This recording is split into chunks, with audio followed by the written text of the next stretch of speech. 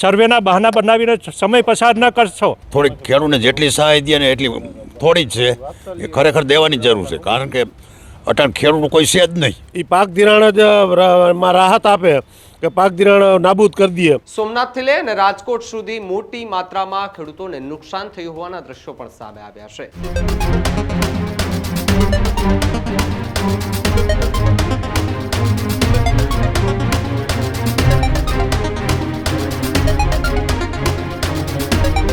સમાચારોમાં આગળ વાત સૌરાષ્ટ્રની કરીએ તો સૌરાષ્ટ્રમાં કમોસમી વરસાદ પડ્યો અને ત્યારબાદ ખેડૂતોની જે દશા જે સામે આવી છે તે જોઈને સોશિયલ મીડિયા પર પણ અનેક સવાલો ઊભા થઈ રહ્યા છે. કમોસમી વરસાદે સૌરાષ્ટ્રમાં ભૂકા બોલાવ્યા છે, પરંતુ ખેડૂતોના હાલ બેહાલ થયા છે.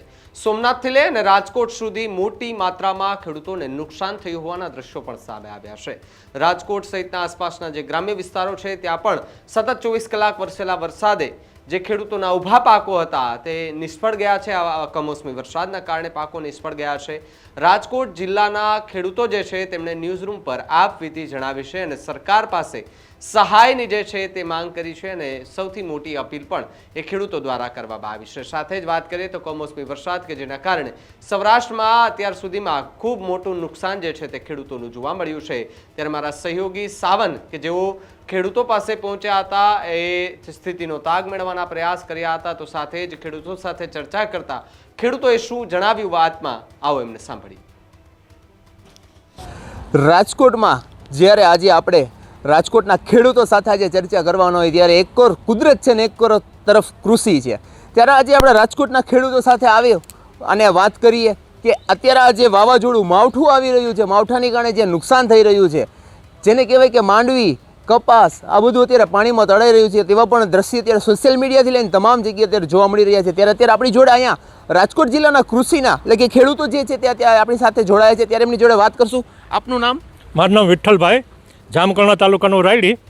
હવે મારે સરકારશ્રીને એટલું જ કહેવું છે કે ભાઈ સહાય જે જાહેર કરવાના છો એ તમે હેક્ટર મર્યાદા દૂર કરો. ટોટલ જે કાંઈ નુકસાની ગઈ છે એમાં 35, 40 કે 50% જે કાંઈ તમને અનુકૂળ આવે એ કરો. એનું કારણ છે કે આજે કરોડોમાં નુકસાની છે. હવે તમે હેક્ટરે ને 2 હેક્ટરની મર્યાદામાં તમે આપીને કેટલો આપો? 45-50 હજાર રૂપિયા. એનાથી કાંઈ ખેડૂતનું કલ્યાણ થાય એમ નથી. એટલે ટોટલ ખર્ચો તમે ખેડૂતનો કેટલો થયો છે, કેટલું નુકસાન છે, આ બધી ગણતરી કરી, કેલ્ક્યુલેશન કરી અને સર્વેને તો એક સાઈડમાં જ મૂકી દેજો. વ્યાપકતા છે અને તમને તમારા સેટેલાઇટમાં બધું દેખાય છે ક્યાં કેટલી નુકસાન છે. સર્વેના બહાના બનાવીને સમય પસાર ન કરશો. અને બીજા નંબરમાં ખેડૂતના ખેતરમાં ગારો હુકાય ને એ પહેલાં એના એકાઉન્ટમાં પૈસા જમા કરજો, તો જ ખેડૂત કાંઈ શિયાળું વાવેતર કરી શકશે. એટલે આ ખાસ ધ્યાન રાખે. અને બીજા નંબરમાં જે કાંઈ હેક્ટરની મર્યાદા દૂર કરો અને ટોટલ ખર્ચ જે કાંઈ થયો છે ખેડૂતને એમાંથી 45, 50 કે 60% જે કાંઈ તમને અનુકૂળ આવે ગણતરી કરીને એ પ્રમાણેનું વળતર ચૂકવો અને તાત્કાલિક ચૂકવો.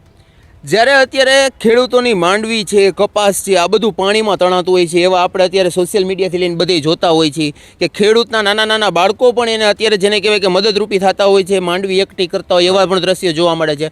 ત્યારે આ ખેડૂત હેરાન થઈ રહ્યો છે, એના વિશે તમે શું કહેશો? એમાં હું ખેડૂત અટાણે જો વાવેતર કરવામાં તકલીફ છે કે કોઈ જાતનું અટાણે કોઈ ભાવ નંબર એવા કે માલ વેચીને અમારે પૈસા વસ્તુ લેવી તો કેવી રીતે વાવેતર કરવાનું? અત્યારે તમે જ્યારે આ માંડવીનો પાક ઉતારીને જ્યારે વેચવા જાઓ છો ત્યારે તમને કઈ રીતને ત્યાં ભાવ આપવામાં આવે છે, શું હોય છે? ત્યાં અમને ભાવમાં કાપી જ નાખે છે. અટાણે હવે એમ માનો કે 600 ને 700 રૂપિયા મગફળીના અમારે કેમ કરવાનું? તો એ પૈસા અમારે ક્યાંથી કાઢવાના? ખાતરના ભાવ એવા, તે પછી અમારી કોઈ વસ્તુના ભાવ છે અટાણે. જો ડુંગળી હાવ ફેલ થઈ ગઈ બરાબર, તોય ભાવ નંબરે. માંડવીમાં એમ, કપામાં એમ. તો હવે અમારે ખેડૂતને કરવાનું શું? લ્યો કાંઈ છે અમારી પાસે આધાર બીજો? સરકારને થોડીક ખેડૂતને જેટલી સહાય દે ને એટલી થોડી જ છે, એ ખરેખર દેવાની જરૂર છે. કારણ કે અટાણ ખેડૂતનું કોઈ છે જ નહીં. જ્યારે બોટાદની અંદર પણ આ રીતે ખેડૂતોનો પ્રશ્ન હતો ત્યારે અત્યારે જેને કહેવાય કે ખેડૂતો તો હેરાન થઈ રહ્યા છે અને સાથે જેને કહેવાય કે ભાવનો અત્યારે પ્રશ્ન છે. ત્યારે અત્યારે વરસાદ બાદ અત્યારે કોઈ તપાસ આવી સરકાર દ્વારા કે કોઈ તમને પૂછપરછ કે કેટલું નુકસાન છે જિલ્લા વાઇઝ કે ગ્રામ્ય વાઇઝ કે એવું કંઈ આવેલું છે? અહીંયા ગ્રામ્ય વાઇઝ કાંઈ કોઈ સર્વે કરવા આવ્યું નથી અને અમારા પાથરા, સોયાબીન, કપાસ, બાજરી બધું બગડી ગયું છે, કોઈ છે નહીં. અને મજૂરની વાંહે કાંઈ વધે એમ નથી. ખેડૂતને જો સહાય આપે તો મજૂરને આપીને. અત્યારે શિયાળો સામે દેખાઈ રહ્યો. શિયાળો હવે તો શરૂ થઈ ગયો છે, થોડીક ઠંડી આવે છે. તો તમે શિયાળુ પાકની તૈયારી તમારી કેવી ચાલે છે અને શું કઈ રીતનું છે અત્યારે? અમારે અત્યારે એવી તૈયારી હાલે છે કે જીરું ચીણા ધાણા બધું વાવવાની. અને અમારે કેબિનેટ મંત્રી ભાનુબેન હતા, એને તો આપણે ફોન કરીને કહી આગી. હવે આ જીતુભાઈ વાઘાણી અટાણે કેબિનેટ મંત્રી થયા, તો એ થોડોક વિચાર કરીને ખેડૂતોને રાહત દે તો વધારે સારું. ને ખેડૂતને આમાં દવા પીવાનો વારો આવશે. શું કહેવું, મંત્રીમંડળની અંદર જ્યારે જીતુભાઈ વાઘાણીની અત્યારે એન્ટ્રી થઈ કૃષિમાં અને પહેલાં જ્યારે હતા ત્યારે અત્યારે તમને બંનેમાં શું સારું લાગે છે? જીતુભાઈ શું કરી શકશે એવું તમને હવે લાગે? અમારે ભાનુબેન બાબરિયા હતા ને, એને તો ઘણા કામ કર્યા અને એને અમે ડાયરેક્ટ ઓળખી જ હોતા અને એને અમે કહીએ શકતા. હવે જીતુભાઈને આપણે કોઈ દી ઓમ ઓળખી છે પણ વાત નથી થઈ. હવે આપણે વાત થાય જો એના ભાનુબેનના નંબર છે આપણી પાસે, અને એ ફટનેર ફોને ઉપાડી દેતા અને વાત કરતા કે હા દેવા કાકા કે તમારે ગમે ત્યારે કામ હોય તો એ કહીજો. હવે જીતુભાઈ શું કરે છે એ એના વિચારને વિચારવાનું. શું કહેશો કાકા તમે, જ્યારે આપણે અત્યારે અહીંયા વાત કરી કે માંડવીથી લઈને બધી વસ્તુની અંદર અત્યારે જ્યારે અત્યારે માવઠું છે તે આવી રહ્યું, હજી માવઠાની શક્યતાઓ લાગી રહી છે, હજી પણ વરસાદની શક્યતાઓ લાગી રહી છે, તો હવે કઈ રીતની તકેદારી લેવી જોઈએ અને કઈ રીતે સરકારને તમે કહેશો કે મદદરૂપ થાય? આ માવઠાની જે માર પડ્યો છે ખેડૂતને, એમાં મગફળી, ડુંગળી, પછી જાર બાજરા, સોયાબીન. ડુંગળીમાં તો મોટા પાયે નુકસાન થયું છે. ડુંગળી ભોવા બાજુ તો હાવ પૂર્ણ નાશ થઈ ગયો છે. જોકે બધી જગ્યાએ એટલો જ વરસાદ છે.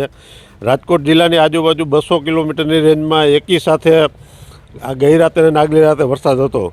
ક્યાંય એવું નહોતું કે વરસાદ નથી એમ. માલનો ચારો બિલકુલ સંપૂર્ણ નાશ થયો છે. માલનો ચારો ખેડૂતો આ વધ્યો જ નથી. માલના ચારાની કિંમત ગણો તો 3500 થી 4000 રૂપિયા વીઘે કિંમત ગણાય. પછી મગફળી ડેમેજ થઈ ગઈ, મગફળીના પણ ભાવ નહીં મળે. મગફળી અત્યારે 900થી કરી અને 1200 સુધી વેચાય છે એપીએમસીમાં. પણ જ્યારે 2012માં 1250ની મણ મગફળી વેચાતી હતી, ડીએપી ત્યારે 450ની ઠેલી હતી, ડીઝલ 45 રૂપિયા હતું, એનપી 350 રૂપિયાની ઠેલી હતી, યુરિયા 145 રૂપિયા હતું. જ્યારે 1250ની 2012માં વેચાતી હતી, આ 2025 આવ્યું તો અત્યારે 1200 રૂપિયા આવતા નથી. તો આ ખરેખર સરકારે આના માટે બીજી જણસીના જે ભાવ વધે છે એમ ખેડૂતની જણસીના ભાવ વધે તો જ ખેડૂત ખેતી કરી શકે. નકર સરકારનો જે અભિગમ છે કે ગામડા ભરવા, ગામડા ખાલી જ થાય છે, ખેડૂતને ખેતી પોસાતી નથી. એટલે નો છૂટકે ખેતી વેચીને ગામડા સિટીની અંદર કાંઈક ઊભું કરે છે. મકાન લેવું હોય તો જમીન વેચવી પડે છે. એટલે ખેડૂત અત્યારે બહુ પરેશાન છે અને ખેતી જો નહીં હોય તો આ દેશ પણ આ તરીએ જશે. ખરેખર ખેડૂતને ખેતીને પ્રાધાન્ય આપે સરકાર. અને અત્યારે મારા હિસાબ પ્રમાણે સર્વે કરે એના કરતાં ખેડૂતે જે કાંઈ મંડળીઓ કે બેંકોમાંથી લોનો ઉપાડી છે પાક ધિરાણ, એ પાક ધિરાણ જ માં રાહત આપે કે પાક ધિરાણ નાબૂદ કરી દઈએ, સરકારે ભોગવે એવી જો કાંઈ યોજના કરે તો વધારે સારું. કારણ કે બીજા સર્વે કરીને આટલા આપશું ને એના કરતાં આ બેસ્ટ છે કે પાક ધિરાણ જ ખેડૂતના સંપૂર્ણ નાશ કરે. શું કહેશો, સૌથી વધુ નુકસાન અમરેલી બાજુથી જોવા મળ્યું છે કે અમરેલીમાં તો બસ પાણી રેલમ છેલ જ છે કે ખેતરમાં પણ ગોઠણ સુધીના પાણી છે. ત્યારે ત્યાંના ખેડૂતો તો જેને કહેવાય કે ત્યારે માથે ઓઢીને રોઈ રહ્યા હોય તેવા પણ દ્રશ્ય આપણે આવતા હોય છે, બાળકો પણ રોઈ રહ્યા છે. ત્યારે એના વિશે શું કહેશો તમે સરકારને? સરકારને એટલું જ કહેવું જોઈએ કે તમને જે કાંઈ મીડિયામાં મારફત જે કાંઈ તમને દ્રશ્યો કે સેટેલાઇટ દ્વારા જે કંઈ જોવા મળે છે એ હકીકત છે, ઉપજાવેલા નથી. જો તમે એની વેદના સમજતા હો ને તો તમે જ્યારે અનુભૂતિ કરો ને તો જ એનો ખ્યાલ આવે. તમે આજે ખરેખર ખેડૂતો એટલા પીડાય છે કે આજે જે કાંઈ કમ્પેરિઝનમાં એનો જીવન જીવવું હોય તો કંઈ ઉત્પાદન તો થવું જોઈએ ને, એને કંઈ ખેડૂતને બીજી કોઈ આવક તો છે નહીં. આજે સાઈડ આવક તરીકે ખેડૂત સ્વીકારી અને ખેડૂતના છોકરાઓ આજે સિટીમાં વયા ગયા છે. એનું કારણ શું છે કે ભાઈ ખેતીવાડીમાં પોસાતું નથી. બે માણાનું પરિવાર હોય ને એને તો મુસીબત છે. બે ટાણા ભેગા કરવા, બે છેડા ભેગા કરવાના. તો ખેડૂતોને ખરેખર એની જણસીના ભાવ મળે હરીફાઈની આ દુનિયા પ્રમાણે તો જ ખેડૂતનું જીવન ઊંચું આવશે. અને આપણો દેશ ખેતી પ્રધાન દેશ છે. ખેતી ભાંગી પડશે તો આપણો દેશ ભાંગી જ પડ્યો સમજજો. એટલે ખેતીવાડીને પ્રાધાન્ય આપી પ્રોત્સાહન આપો અને ખેતીવાડીનું ઉત્પાદન હકીકત જ સરકાર પાસેથી ખેડૂતને કોઈ જાતનું કાંઈ સહાય જોતી જ નથી. એની જણસીના ભાવ આપી દો ને, એ કંઈક બેઠો થાય એ રીતના એને વળતર મળે એવું તો કંઈક કરો. આજે કંઈ ખરેખર તમે હે ને આજે ખેડૂતો ઉત્પાદન ઓછું કરીને માર્કેટમાં માલ નહીં લેવાય તો તમે વિચારશો વિદેશમાંથી લાવશો, બીજી કન્ટ્રીમાંથી લેવશો, બીજા સ્ટેટમાંથી લેવશો, તો એક ખેડૂતને મારવાની જ આ સ્થિતિ છે. માટે ખેડૂતને જો આપણે અહીંયા જે કંઈ સ્થાનિક છે, સ્થાનિક જગ્યાએથી જ ખેડૂતને ઊભો કરશું તો જ આપણો દેશ આગળ આવશે અને તો જ ખેડૂતનું જીવન કંઈક સાર્થક થશે. નવા કૃષિ મંત્રી આવ્યો હોય ત્યારે તમને એની પાસેથી શું આશા છે? નવા કૃષિ મંત્રી આવ્યા છે ત્યારે અમને જૂના કૃષિ મંત્રી કરતાં વિશેષ આશાઓ એટલા માટે છે કે આ કંઈક તરવરિયા હોય, જુવાન હોય, દોડ ભાગ કરે એવા હોય અને કંઈક તંદુરસ્ત હોય અને જેને કહેવાય ને કે કંઈક વિચારી શકે અને કોઈને કહી શકે. આ જૂના કૃષિ મંત્રી હતા એ જેને જે કહેવાય ને કે રોબોટની જેમ કામ કરતા હોય એવું અમને દેખાતું, પણ આ કૃષિ મંત્રીને અમે વિડીયામાં મારફત જોયા એટલે ખેડૂતના ખેતરે એટલા ભાવનાથી એનું નિરીક્ષણ હતું અને હકીકતે એમની પાસેથી એવા આશા છે કે હકીકતે જ ખેડૂતને કેટલું નુકસાન થયું છે અને એના પ્રમાણમાં ખેડૂતને વળતર મળે છે કે નહીં આ બાબતનું પણ એ લોકો ધ્યાન રાખશે એવી અમને આશા છે. ત્યારે તમે અત્યારે જોયું કે રાજકોટના જિલ્લાના આપણે જે ખેડૂતો છે એની સાથે વાતો કરી, એની સાથેથી આપણે માહિતી મેળવી કે કઈ રીતે હોવું જોઈએ, શું હોવું જોઈએ અને સરકાર પાસે તેમની શું ડિમાન્ડ છે. તો આ જ રીતે અમારી સાથે જોડાયેલા રહો. Healthy life is very important, पर टेस्टी लाइफ भी तो जरूरी है ना बॉस. समोसा चाट से है प्यार, पर एसिडिटी से कैसे रहोगे दूर यार. Wait, we have a 3-step solution.